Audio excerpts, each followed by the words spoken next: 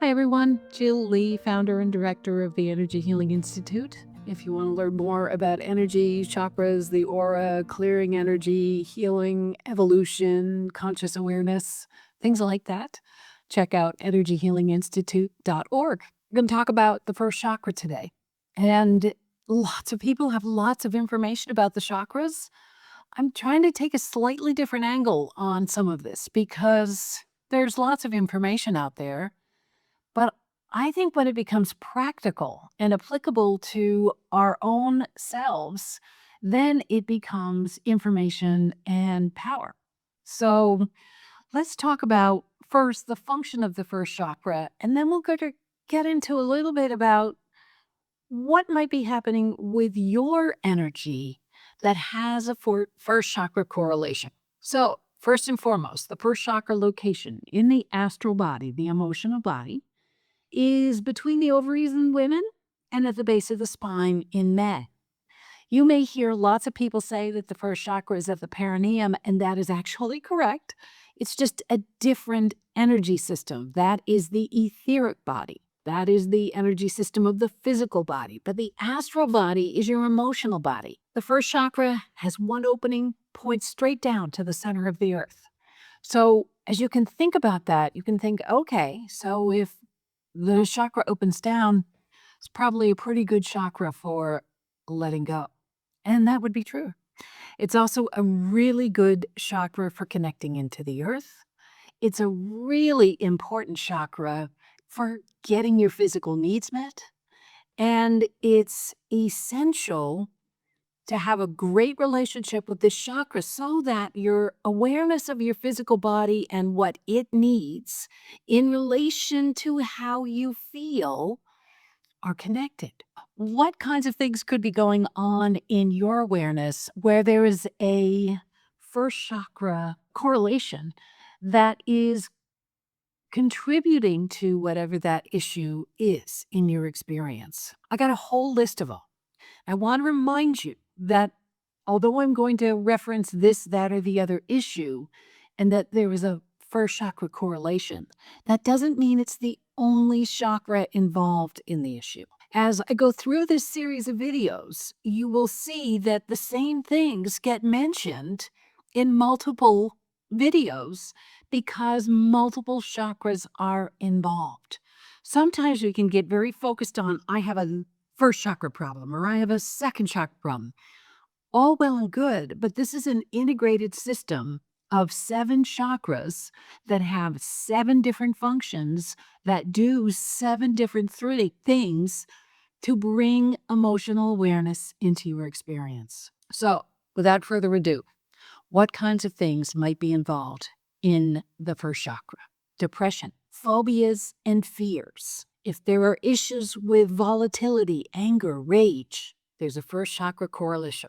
If you have a problem with embodiment, being in your body, being connected to your body, that's a first chakra issue. Along with that, you may have the experience, and some people are very aware of this and some are not, and no harm, no foul, and no judgments.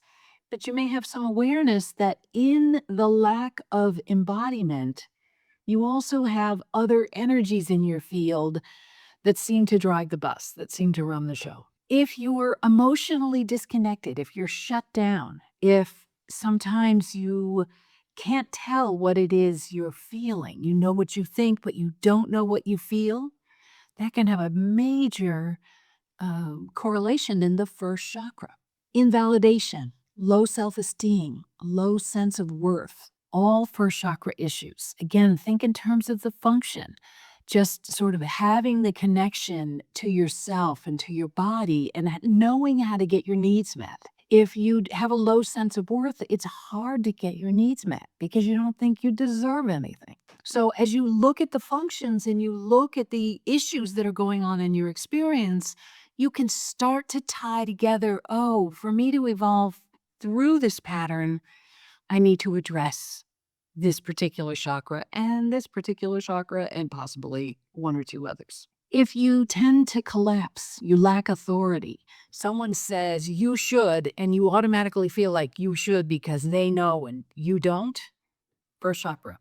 If you describe yourself as empathic or a highly sensitive person, that's actually an energy regulation issue. We're going to talk about it way more in the second chakra, but there is a role that the first chakra plays in that as well. If you tend to be accident prone, if you lack body awareness, sometimes people will say to me, I don't even know when I'm hungry. That's a first chakra thing because you don't know how to meet your needs because your body and you are not in connection to inform you. Eat a sandwich. It's time. Energy porosity, taking on other people's stuff. Lots of other chakras involved in that, but absolutely the first chakra, because let's think about it for a second. Again, your awareness of your own body. If you're very porous and taking on other people's energy and information, and you're actually not as connected to yourself and your own energy as you are to others. If you've had a trauma story and it seems to repeat itself over and over and over again, especially if that trauma happened at an early age, then first chakra is absolutely involved in the situation. And through working with the first chakra, it can be resolved. If you tend to be easily overwhelmed, if you have issues with autonomy, feeling like you have the right to choose for yourself, if you have difficulty actualizing your life, manifesting things that you want or need or would like to create, if you have trouble making decisions, if you struggle with self-hatred, perhaps you have a lot of negative beliefs about yourself and the world around you, perhaps you have intimacy issues. If it's tough to get going, you feel like you have low motivation, really hard to sort of get it up to get going, first chakra issue. And lastly, if you can't remember your past. All of these scenarios are things that, as practitioners, we treat with our clients because we're very, very used to and very tuned into hearing what's going on in the client's story and then working with the chakras that are enrolled in that situation. The lovely thing about energy healing is that the chakras offer the clues. In other words, the story is the story. The energy behind the story lives in the chakras and the aura. And so as we access the energy behind the story, and we know, oh, there's a first chakra implication, there's a fifth chakra implication, then we can treat those things and we can move the needle on those patterns. But the bottom line is, if you know the chakra correlations and you have energy clearing skills, you can move the needle on those patterns too. And truth be told, that's what this video series is all about.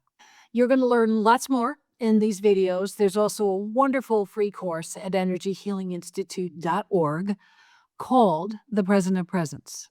And there's lots more detail in there about the chakras and how to regulate your energy so that you are flowing energy towards the life that you want to create.